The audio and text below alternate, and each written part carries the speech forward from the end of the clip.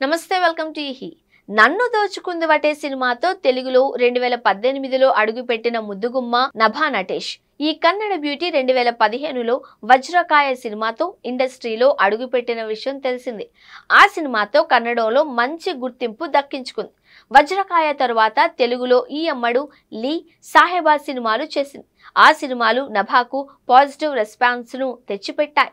నన్ను దోచుకుంది వటే సినిమాతో టాలీవుడ్ లో మంచి గుర్తింపు దక్కించుకున్న నభా నటేష్ ఆ తర్వాత అదుగో సినిమాలో నటించింది.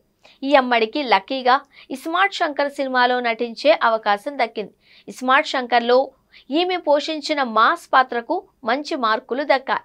పూరి జగన్నాథ్ దర్శకత్వంలో రూపొంది ప్రేక్షకుల ముందుకొచ్చిన ఇస్మార్ట్ శంకర్ సినిమాతో నభా నటేష్ కి ఇస్మార్ట్ బ్యూటీ అనే పేరు దక్కింది. ఆ సినిమా సూపర్ హిట్ అయినా ఆ వెంటనే కరోనా కారణంగా నభా నటేష్ కి ఆశించిన స్థాయిలో ఆఫర్లు రాలేదు.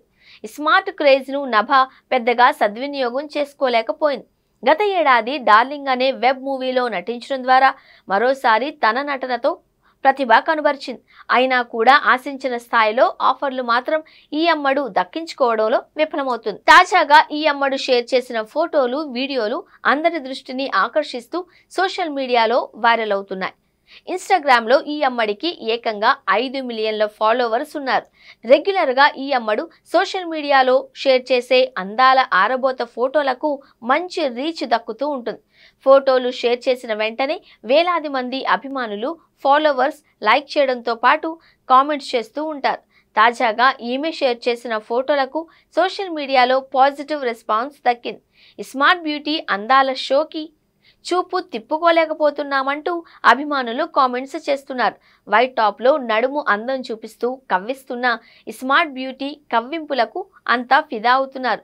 స్కిన్ షోతో హొయలుపోతున్న ఈ అమ్మడు మరోసారి అందంతో మతి పోగొడుతోంది.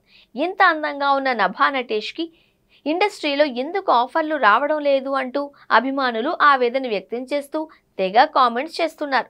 ఆ మధ్య ఒక తమిళ సినిమాలో నటించబోతోంది అనే వార్తలు వచ్చాయి. కానీ చివరకు ఆ సినిమాలో ఈమెను తీసుకోకుండానే షూటింగ్ ప్రారంభించారంట. తమిళ్లోనే కాకుండా ఈమె తెలుగు, కన్నడ సినిమాల్లో కూడా ఆఫర్లు వస్తాయి అని ఆశించింది. కానీ ఆఫర్ల విషయంలో ఆమెకు ఎప్పుడూ నిరాశే మిగిలింది. టాలీవుడ్లో చేసిన ప్రతి సినిమాకు పాజిటివ్ రెస్పాన్స్ దక్కించుకున్నా కూడా లక్ కలిసి రాకపోవడంతో ఇక్కడ స్టార్డమ్ దక్కలేదు. ఇండస్ట్రీలో అడుగుపెట్టి దాదాపుగా 10 ఏళ్ళు అవుతున్నా కూడా ఇప్పటి వరకు సరైన బ్రేక్ రాకపోవడంతో ఎదురు చూస్తున్న ఈ అమ్మడు ముందు ముందైనా టాలీవుడ్తో పాటు ఇతర సౌత్ భాషల్లో బిజీ అయ్యేనా చూడాలి మరి.